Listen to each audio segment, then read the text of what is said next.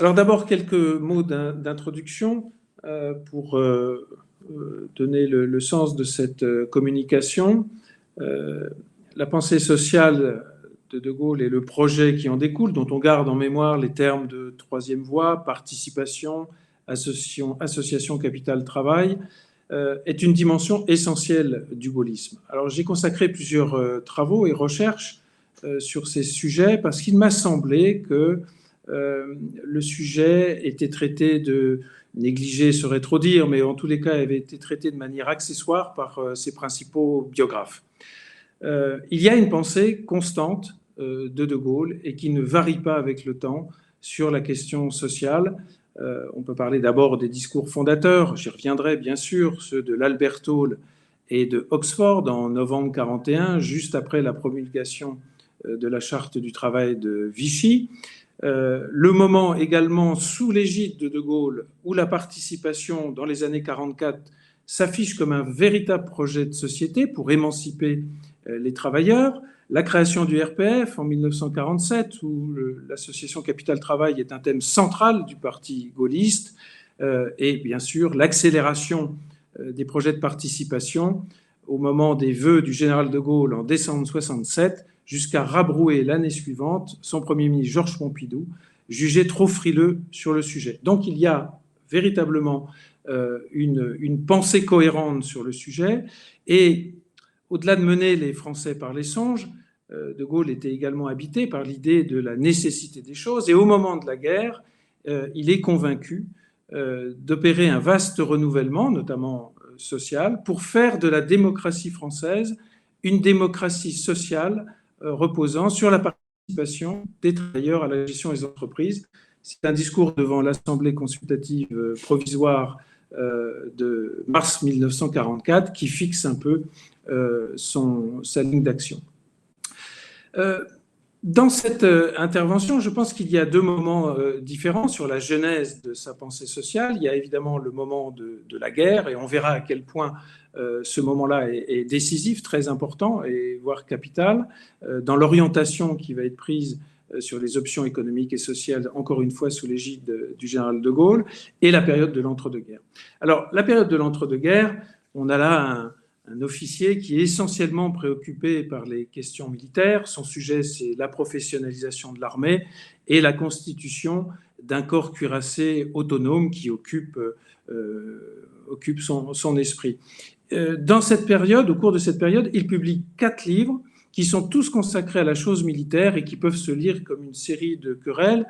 La discorde chez l'ennemi, le fil de l'épée, la France et son armée, enfin vers l'armée de métier et la France et son armée. Et c'est au moment de la parution, en 1934, de Vers l'armée de métier, que se constitue un petit cercle autour du général de Gaulle, de celui qui n'est pas encore le général de Gaulle, bien sûr, en raison de la fertilité de ses idées. On y retrouve son ami Lucien Nachin, un homme de troupe qui est devenu officier, et l'hérétique lieutenant-colonel Meyer, dont la carrière a été brisée au moment de l'affaire Dreyfus, en raison de ses positions en faveur de Dreyfus, mais qui est une autorité en termes de réflexion stratégique, et également d'autres personnalités comme Henri Bergson, qui parfois passe une tête, ou des écrivains comme Roger Martin Dugard ou Daniel Rops, dont on verra l'importance qu'il va prendre auprès du général de Gaulle. Alors, quelle est l'idée de ce petit cercle réuni autour de Gaulle?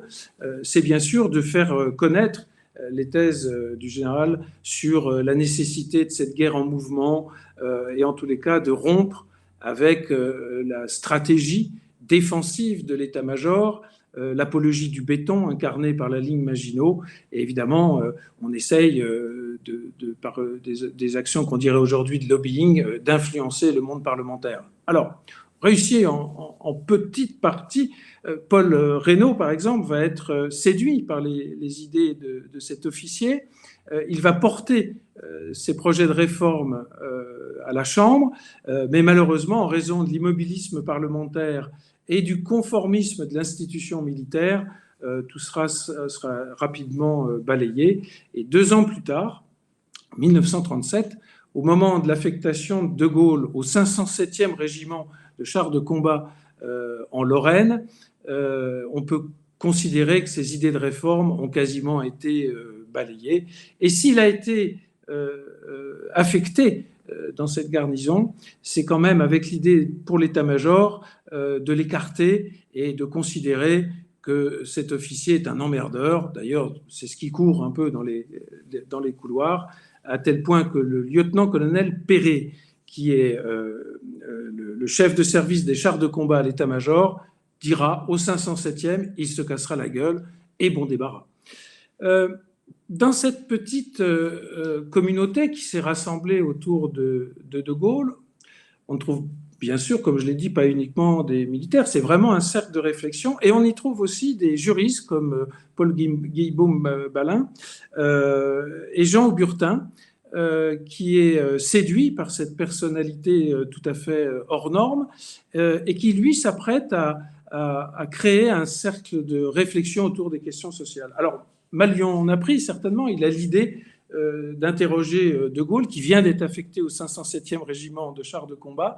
Il a l'idée de l'interroger sur ses options en matière sociale. La réponse de l'officier ne se fait pas attendre. Il lui répond, de toute façon, je suis dans les chars jusqu'au cou et je n'ai aucune compétence pour traiter de ces questions sociales. Mais ce qui est plus étonnant, dans la réponse de Gaulle, c'est ce qu'il va dire à propos de la doctrine sociale de l'Église. Il dit, et je le cite, le christianisme, convenons-en, avait la sienne, de doctrine sociale, mais qui découvrira celle qui vaudra dans notre temps? Alors, il est pour le moins étonnant que De Gaulle parle de la doctrine sociale de l'Église au passé. Alors évidemment, Rerum Novarum de 1891, de Léon XIII, datait un peu, mais elle avait été réactualisée par l'encyclique de Pie XI, Quadragesimo Anno, en 1931. Donc c'est quelque chose qui est très récent. C'est d'autant plus surprenant que cet officier de culture chrétienne, qui a reconnu avoir été influencé par Marc Sangnier et les idées du Sillon, qui est un lecteur du journal démocrate chrétien Temps présent, semble prendre ses distances avec la doctrine sociale de l'Église. Alors j'ai deux explications sur le fait de cette distance. La première, c'est que De Gaulle raisonne toujours en termes de civilisation et jamais en termes de chrétienté.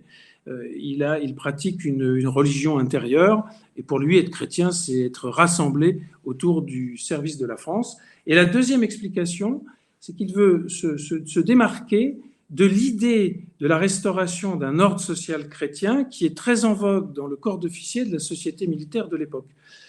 Donc, il a une réflexion, mais en tous les cas, cette réflexion s'inscrit déjà dans une prise de distance de ce qui pourrait lui être finalement naturel.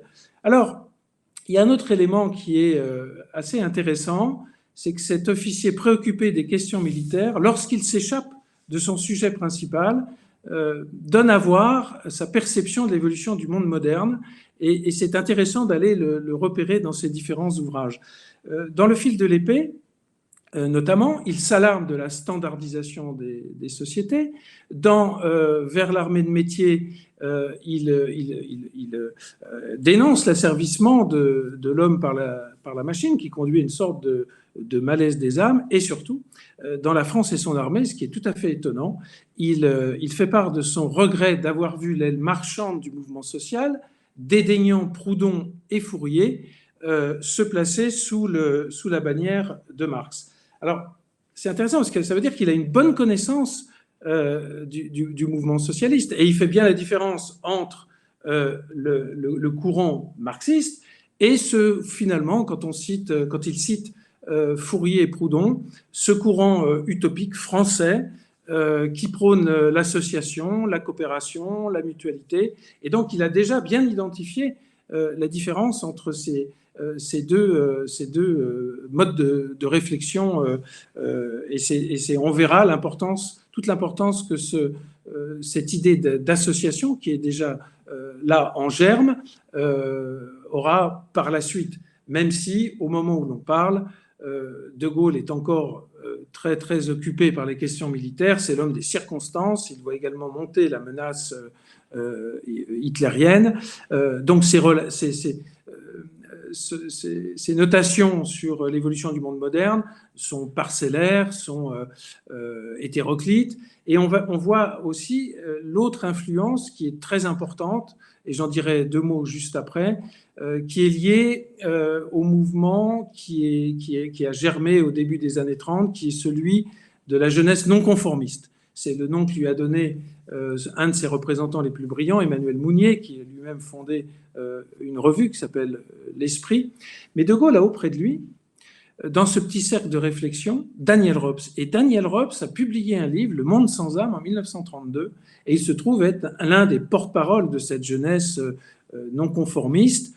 Et à tel point, ils ont beaucoup d'échanges, De Gaulle a beaucoup d'échanges avec Daniel Rops, à tel point qu'il va quitter son éditeur historique, Berger-Levrault, pour donner à Daniel Rops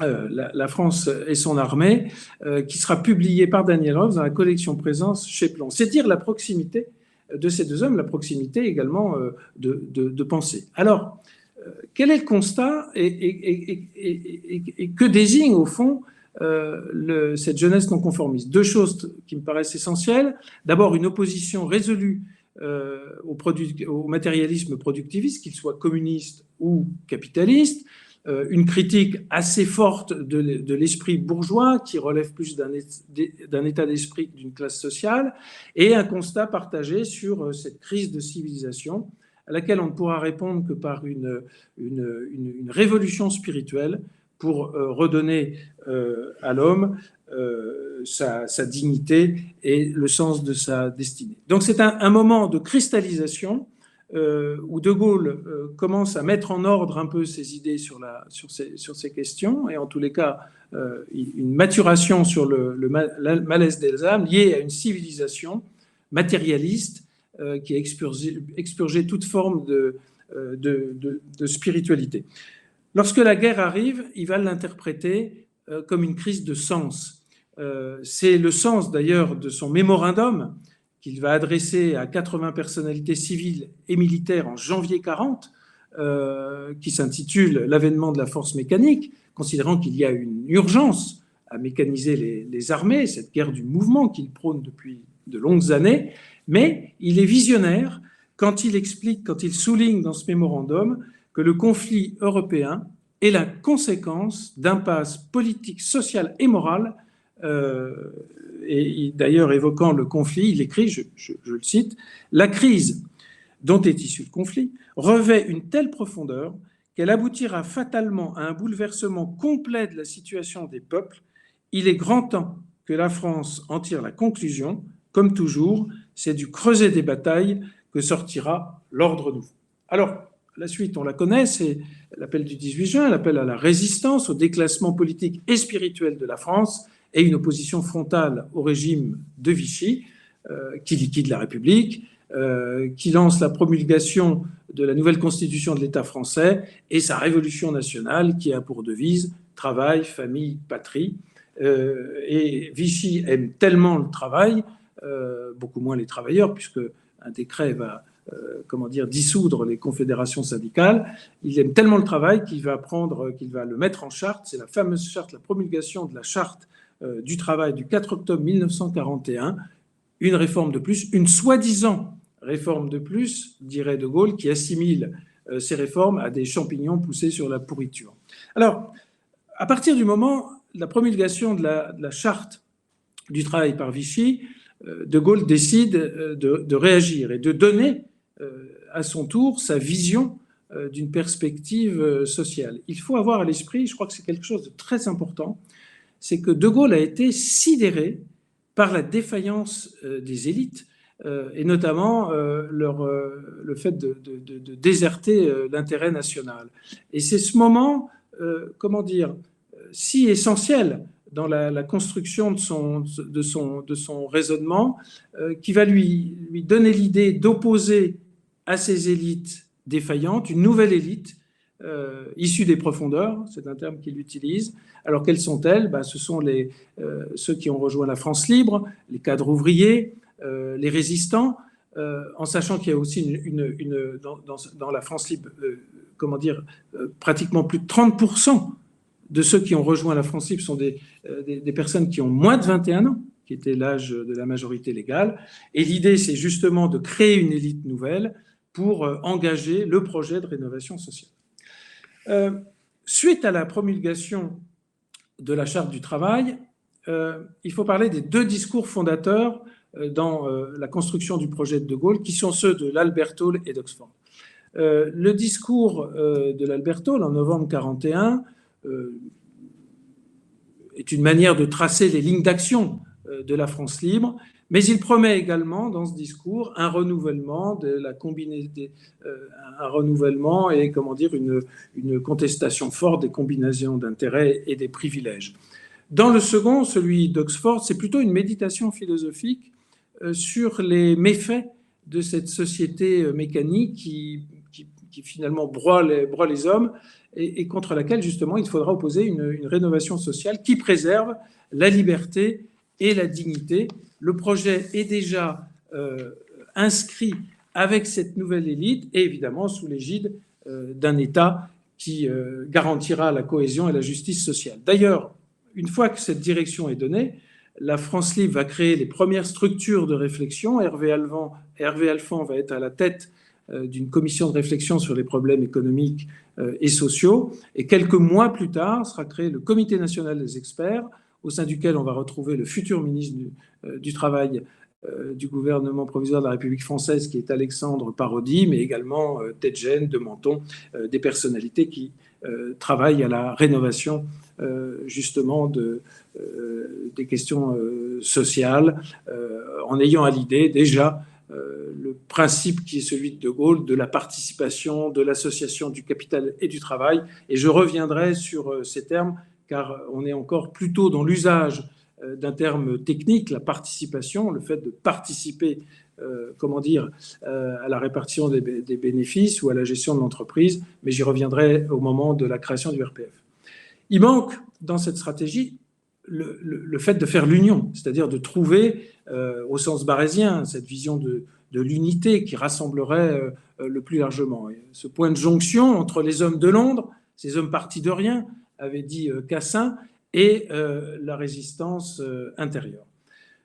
L'événement capital, absolument décisif, c'est la rencontre de Christian Pineau avec le général de Gaulle à Londres au printemps 1942. Il est mandaté par les réseaux de la résistance, lui-même est le créateur du réseau de libération Nord, et cette rencontre va accoucher d'une déclaration au mouvement de résistance qui est un événement absolument capital pour au moins 3 raisons. La première raison, c'est que cette déclaration au mouvement de résistance porte l'ébauche des réformes économiques et sociales qu'il faudra conduire au moment de la libération, avec à l'esprit l'idée de préserver la dignité du travail. La deuxième conséquence de cette rencontre entre Pineau et De Gaulle, c'est le fait que De Gaulle va être reconnu comme le chef de la résistance. Et il y a une lettre notamment de Léon Blum, qui est en prison à l'époque, une lettre adressée à Édouard Froment, qui est à la tête du comité socialiste clandestin, qui lui dit « De Gaulle est l'homme nécessaire, le seul possible autour duquel devra se constituer le gouvernement à la libération ». À partir de là, et c'est la troisième conséquence, peut-être la plus importante, c'est le ralliement de personnalités de tout le spectre politique, y compris communiste, puisque Fernand Grenier va rejoindre le général de Gaulle à Londres. Alors, c'est un événement important qui va permettre de fédérer quelque chose autour d'un projet social, et on va voir là le syncrétisme de ce projet social autour de l'idée de participation et d'association. Pour les socialistes, c'est-à-dire ceux en partie qu'on a appelés les gaullistes de gauche, la Révolution a corrompu les idéaux socialistes et ils en reviennent à la lecture des socialistes utopiques français, qui est l'association, qui a notamment été défendue par Pierre Leroux et évidemment par Proudhon. Et on sait la querelle idéologique très forte entre Proudhon et Marx. Donc il y a une vraie ligne de fracture.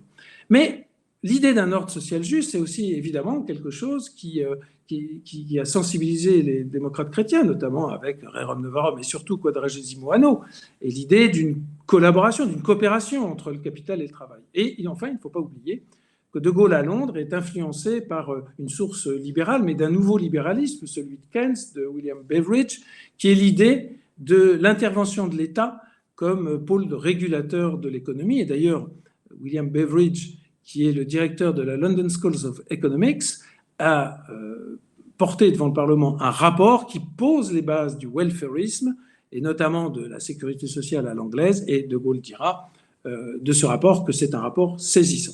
Mais le projet social explicite, ce n'est pas à Londres qu'il apparaît, c'est à Alger, au moment où De Gaulle arrive à Alger en mai 1943, et spécifiquement devant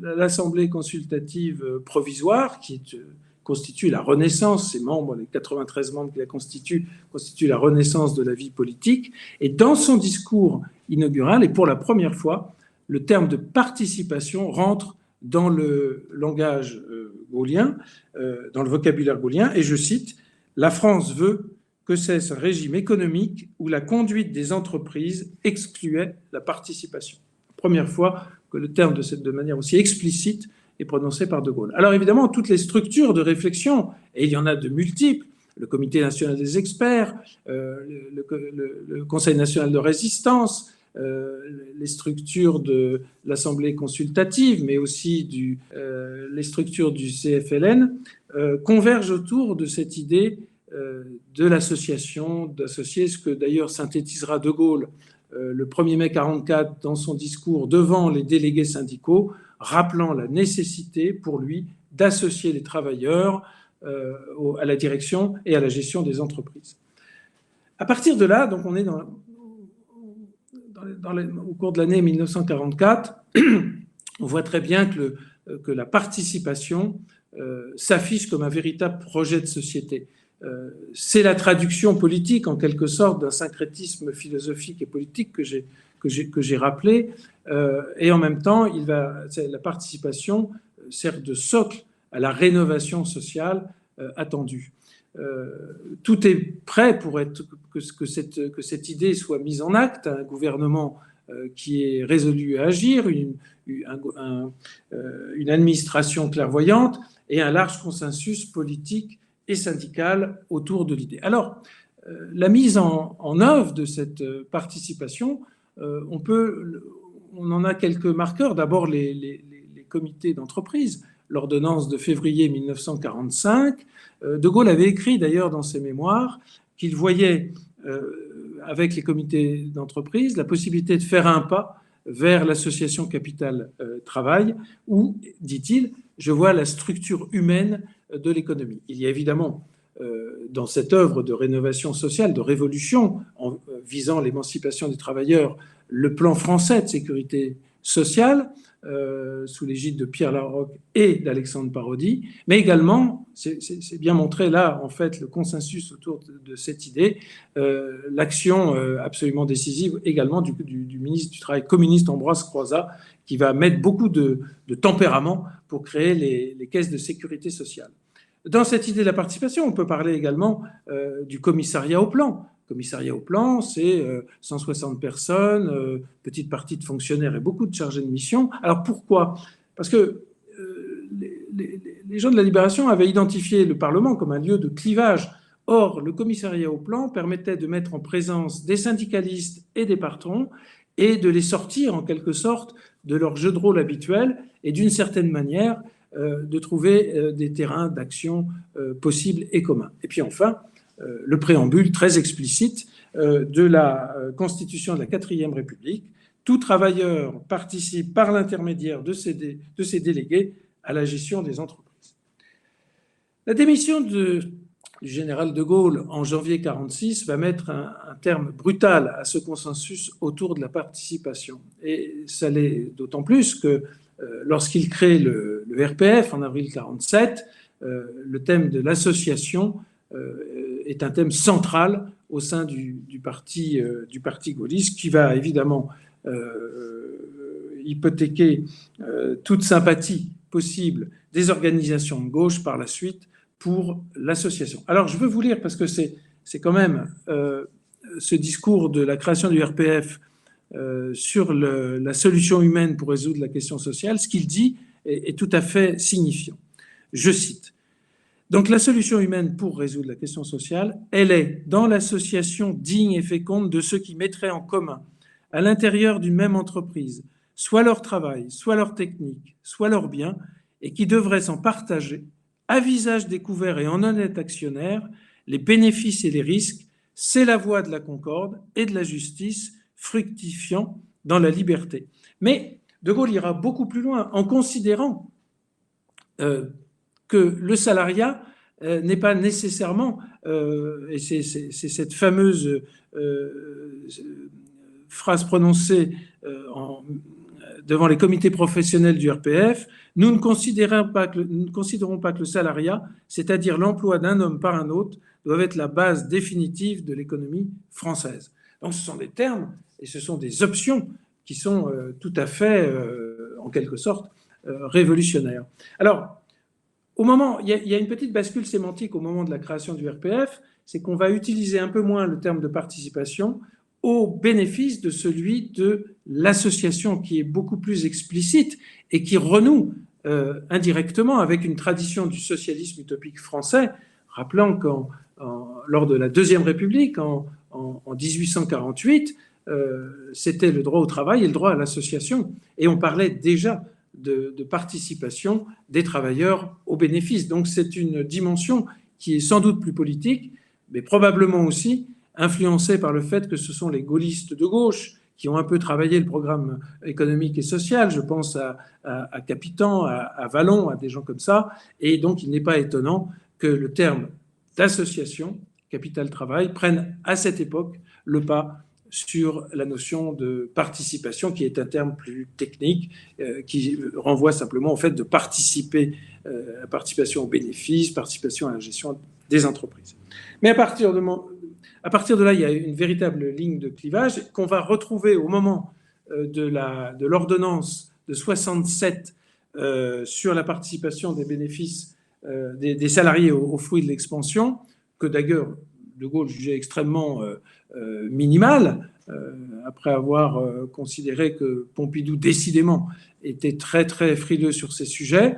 Mais cette avancée sociale, incontestablement, cette espèce de révolution politique, va être très critiquée par la gauche, dominée par la rhétorique marxiste, considérant que cette idée de participation est un subterfuge pour tromper les travailleurs. D'ailleurs, François Mitterrand, à l'époque, parlera de sucette et de gadget, et la CGT évoquera, elle, une duperie. Pour conclure, on a sans doute les uns et les autres à l'esprit ce que De Gaulle, après le référendum perdu d'avril 69, dira à Malraux: « Je tombe sur la participation. En votant contre moi, la France a écarté ce que symbolisait la participation. » Dans cet esprit, il me semble qu'après ce vagabondage historique, j'ai montré à quel point il y avait une cohérence de sa ligne, de sa pensée et de son projet social qui ne varie pas selon les époques, une sorte de condensé de son système de pensée qui allie à la fois la volonté et l'action, les circonstances et les personnalités. Mais je crois qu'il faut retenir aussi la dimension humaniste du projet social de Gaulle. Il considère que la dignité morale et intellectuelle des travailleurs est un impératif du progrès social, mais cette dignité ne peut pas être simplement réductible à des causes économiques. Et c'est, me semble-t-il, dans le gaullisme, cette affirmation philosophique toujours présente de la destinée et de la place de l'homme dans l'entreprise, dans la société et dans le monde. Et on a à l'esprit cette fameuse formule de Gaulle, la seule querelle qui vaille est celle de l'homme, c'est l'homme qu'il s'agit de sauver.